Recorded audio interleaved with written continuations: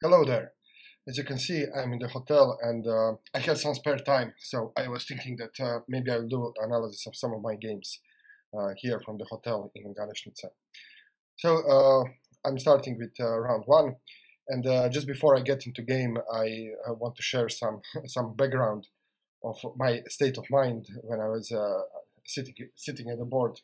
So this game was played on Thursday, and it was a Corpus Christi holiday. And here in Croatia, being mostly Catholic, it's a national holiday. And on Corpus Christi, we usually have processions outside with the church. So I went, I got up in the morning, I went to this procession, and like I said already, it's summer in Croatia, it's really hot. The procession was on the sun. I was standing on the sun for like an hour, and well, my brain was boiling mostly. So the procession ended, and immediately after I had to sit in my car and drive 2 hours to Garesnica. And as I sat in my car, I was already very, very hot, and I turned my air conditioner on in the car, only to realize that my air conditioner doesn't work. So it just conveniently broke just before the tournament. So I had to drive, you know, it's like 35 degrees Celsius in the car, and I had to drive on the highway for 2 hours to Garesnica. So I was very, very hot, and it was boiling hot in the car, and I had to drive for 2 hours. And I came just in time, just at the beginning of the tournament, and quickly I entered the tournament hall, and only to realize that there was no air conditioning in the tournament hall. So it was very, very hot. And I never had the chance, you know, because everything was so tied up. I didn't have the chance, you know, to go to my room to check in the hotel, maybe to shower with cold water or something, just to cool myself off. It was just, you know, one event after another. So I sat at the board, and my vision was blurry. I was fighting not to pass away. So yeah, that being said, this is not an excuse for me losing the game. I was playing with a very strong opponent. As you can see, she's a woman candidates master, and she has the rating, ELA rating over 2000. And in fact, she's like 13 or 14 years old, so you can say she's a prodigy. And I had to say, I went to many tournaments over the board, and it's very rare to find a female prodigy so young with so high rating. So yeah, she plays very well this tournament. She will probably end up tournament being, I think, 50, maybe 100 points stronger after this tournament. So she's a very strong player, and I would lose anyway, even if I wasn't, you know, on the brink of passing away during the game. So yeah, I'll now show you the game. I think I played well in the opening, and then at some point I just, you know, I chose the wrong plan from the positional perspective, and then I just snapped and I played a move without thinking, which turned out to be a decisive blunder. Okay, so I was right. I opened the game with e4 as I usually do, and she played c6. So we are in the Caro-Kann, and well, I usually play well these positions. I know basic ideas, basic plans. So first I take the center, d4. She plays d5. Then I play the exchange variation, and after this, the philosophy of this opening is to play a prophylactic move while developing your pieces. So you want to make black very uncomfortable, and you want to take away all the good squares for his pieces. So this is the idea behind White's plan. So first of all, you know, this bishop wants to be developed here or here, so you need to stop this bishop from developing. So first prophylactic move which stops black's development is bishop to d3. This is what I played. She played knight to c3, attacking my pawn. So I just played c3, protecting the pawn. She played knight f6. So now if I continue my normal development with knight to f3, for example, or something else, she will develop her bishop to g4, because now g4 is defended, and you know, she can develop the bishop to c4. So playing prophylactically, I played here h3. So now she cannot develop her light square bishop. And now she played queen c7 here, which is an unusual move. I mean, for me, it's unusual. I didn't encounter this very much. So I know the idea if she played something else. So, for example, if she would play e6, then I would play, you know, bishop to f4 again. prophylaxis, so stopping her from advancing her bishop. If she advances her bishop anyway, I am very happy to exchange my bad bishop for her good bishop, because you can see that my pawns are on the light squares, her pawns are on the light squares, so this is my bad bishop, this is her good bishop, so I'm happy to exchange these pieces. But this was not what happened in the game. Like I said, she played queen to c7 here, and now I was thinking here what to do, and I came up with a move which I didn't know from theory, I didn't know from before, but I know this idea, and I know that after e6 she wants to play bishop here. So I developed, instead of knight f3, which I would normally play, I played knight to e2 with the idea of controlling this square, so I can develop my bishop here, attacking the queen and also preventing her to develop her dark square bishop, so she can either play very passively or she can exchange bishop, and both options work for me. So she played a6 and I continued bishop to f4.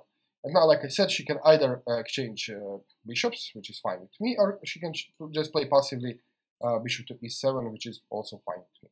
She decided to play bishop to d6. Okay, we exchange bishops. And now you can see that my position is maybe already slightly better. This bishop is better than this bishop. Okay, I have some knights which are not so active. Her knights are, third rank knights. My knights are not. So I have some work to do. So I develop my knight, knight to d2, just normal developing move. She castled, I castled. And now, if you're a black, what would you play here? It's not easy to find a plan for black. In fact, there is only one way black can do, and this is minority attack. I don't see any other plan here, because as you can see, e4 is taken, so she cannot advance with her knight. This knight is dominated by this pawn. So, well, black cannot do much here. This is very well protected. So black can try for some kind of minority attack, and this is what she played, a6, and I just stopped this with a4. So I stopped b4 for a moment. And now, again, black doesn't have some good moves, so she's just playing normal, some kind of normal improving moves. So she played rook to e8, this is fine. And now it was my turn. So from this moment I started to make some mistakes. So let's see what would be the correct plan here. So you can see that this is the Carlsbad structure. It's like a wall of pawns, and her pieces are mostly on the left side of the wall. So she has some activity, potential activity on the queen side. So I should be playing on the king side. So this is first thing to notice. So how to play on the king side? Because my pieces are looking at the king side. My pawns are pointing at the king side. My knights can jump on the king side, very quickly. So this should be my plan. And I was thinking about, for example, knight f3, and then maybe later on put the knight on e4, or maybe even g5, or with the queen here once I kick away this knight, and so forth. So there are some plans here. I was afraid of playing knight to f3 because then she could jump on e4. So knight f3, she could jump on e4. If I take, she takes. What is this knight to do? This f5 is coming, and she has a good game. So I didn't want to play this.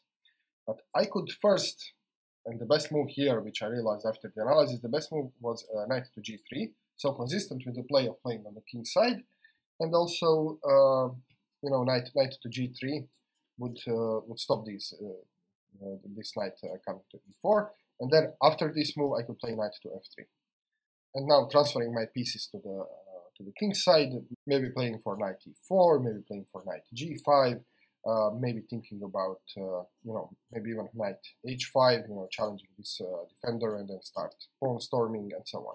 So there are several plans here and several ways to continue. But the main idea is to play on the king side and transfer my pieces on the king side, since this Carlsbad wall just cuts off his pieces. It's not easy for him to defend because basically he has only one defender, and I have 1, 2, 3, 4. This rook can even come here. I can maybe get 5 attackers. Sorry, I can maybe get 5 attackers very quickly here, and it's questionable if she would have time to bring the defenders. So this would be the correct plan. Instead, I chose the wrong plan. I was thinking about, okay, let's move the rook here, let's move the bishop here, and then let's create a battery, threatening checkmate, and then let's do a pawn storm. So this plan is very slow because it's not maybe a bad plan, you know, having the battery, queen, bishop, threatening checkmate, and you know, pushing the pawns. It's not a bad plan per se, but it's very slow. And I give her time to develop the game on the queen side. So this is why I played rook to c1, you know, so once I played bishop to b1, that my rooks are connected, so that this rook doesn't, you know, just stand here. And here, the thing I should have noticed immediately, it's part of my, you know, algorithm, always to ask yourself before you move the piece, what weakness does it leave behind, or what job did the piece perform. So I can see that now this rook was guarding the pawn, and now it doesn't, so this pawn is potential weakness. If I try to defend it with b3, then this is a backward pawn, which is also potential weakness because he can put his heavy pieces on the c file. So this is why I don't like this move, because it just creates weaknesses. You know, this is weak, or if I play b3, then this is weak, and it's too slow, like I said. So she played bishop to d7, and now you see that she's already x-raying this this pawn. Okay, I continued in my plan, so bishop to b1, rook a to c8. So you can see that she's developing the game on the queen side, which she has to do. And now, you know, this is potential weakness, this is potential weakness. And now, very, very bad move from tactical and positional perspective. So instead of focusing my play here on the king side, for some reason, I mean, yeah, my brain was boiling. I played knight to b3. So I'm bringing the game to her side of the board, and this is the worst thing you can do. You know, when your opponent has only one side of the board to develop the game, and then you're playing, you know, into his plans. So I'm now allowing her to play actively on the queen side, and this is huge positional mistake. This knight to b3. So the idea was, you know, to come to c5. I had some ideas, tactical ideas, which don't work. So the idea was knight to c5 is annoying, so she has to play, you know, b6. But then I can play, since this knight is no longer here, I can play queen to d3. You know, so creating the battery, but also attacking this unprotected pawn. And I was thinking, yeah, what can she do? She can push the pawn, and then yeah, I'm fine with this because I have the control over b5 square. Something like this was my thinking. So she did play b6 here, so stopping my plan, and I did play queen to d3. You know, unprotected pawn and possible, I mean, not mate, but yeah, this is definitely a threat, especially if I manage to play g4, g5. And here she found a move which I didn't see, so I was thinking that she has to push the pawn, but there is a very cute move. Here, you can pause the video and find it if you want. What did the black play here? So, protect the pawn and also to attack this weakness. So, I already gave you a hint, so she played the knight to b4, to b8. And yeah, very nice move. So at the same time protecting the pawn and attacking my undefended pawn. So here I just, I think I have to accept the fact that I'm just losing the pawn. But okay, I tried to save this pawn, and the only thing I saw was to play a5. And you can see what's going on here. I mean, we are now playing on the queen side, and this is what she wants. And you know, all my possible initiative on the king side is gone. There is nothing happening here, and everything is happening here. So yeah, very bad from the positional perspective. And I was thinking here that I was considering before I played a5. I was considering, you know, she'd probably play bishop to b5, you know, taking away this weakness, because this move creates a weakness here. So I thought that she will play bishop to b5, hitting my queen, and I was prepared to retreat my queen, maybe to c2, you know, protecting this knight and keeping the battery and so forth. But she surprised me, and she didn't play into this bishop to b4. She played bishop to a4, hitting my unprotected knight. So you can see how many weaknesses I created just out of nothing. You know, this is weak, this is unprotected. So very, very bad game. And at this moment, like I said, my head was boiling, and I just I was physically unable to continue the game. And I was thinking, it's so complicated. Yeah, everything is hanging. What to do? And then I said, okay, let's open the game. Let's play c4. I didn't calculate anything. I was just thinking, okay, this is too painful. You know, everything is weak. Everything is hanging. Let's open the game, and what happens happens. I cannot, you know, stand this torture anymore. So I played c4 here. You know, just opening the game. And this was, of course, huge blunder. Now she's like -7. And why is this blunder? It's very simple. So she just has to take the pawn, you know, forking my my queen and the knight. So I have to take back to the rook. And now you probably see the move. The move is bishop to b5. And now, yeah, it's a skewer or whatever. And I'm now losing the rook for a piece. And I will also be pawn down, and she's a strong player, so I don't stand any chance here. So I can just, I think from here, I just played quickly. There is nothing spectacular going on. She just converted the game very nicely. So I'll just go quickly through the game. So yeah, I supported my rook. She took with the rook, so she's exploiting the chance to exchange pieces because she'll be up in material very soon. So I took the rook, she took the bishop, I took back, and now she plays a b4, b5, hitting my queen. Queen has to retreat, and now she's just developing her pieces. And okay, I had some nice square for my pieces maybe, so I tried something with knight to c5, but yeah, here at this moment I didn't even see that this is hanging. So yeah, I didn't have a mental strength to think. So the correct thinking process would be, if I play knight to c5, what weakness does I leave behind? I leave this one weak, so I shouldn't move the knight. But I was just too tired to think, you know. So I lost here another pawn. And now I tried some desperado plans, you know. I went with g4, and she just called me, played queen to d5.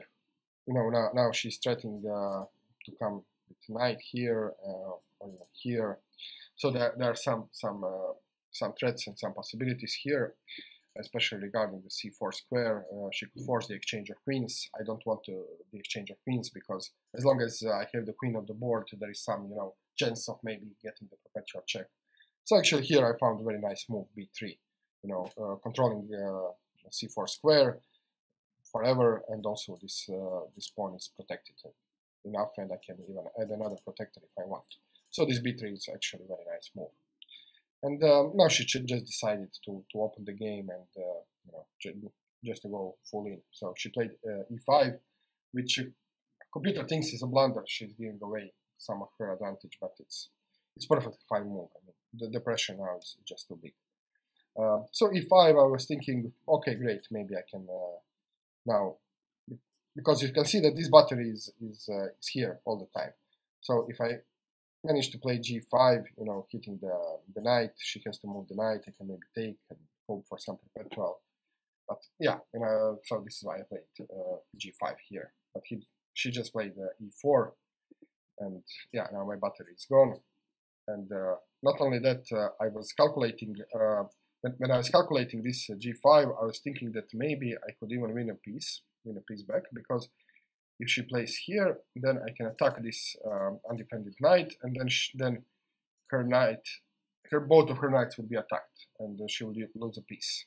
So this is what I was also thinking. So g5, she played e4, and then I was thinking, oh great, queen to c3, and now, you know, both of her knights are hanging, and yeah, I will win back the piece. But of course, this is silly, because she takes this with a check. So if it wasn't the check, then yeah, she would lose a piece. But yeah, she takes with the check. So king h2, she now transfers her knight over. Yeah, this pawn is hanging now, so I just took it. Got nothing to be not done here. Knight to e7, can back knight to c5, and now she just goes forward, attacking, hitting my queen. And here, yeah, I had several options to hold the game. I should have played, no, not here. I should have played the queen. What was the best move here?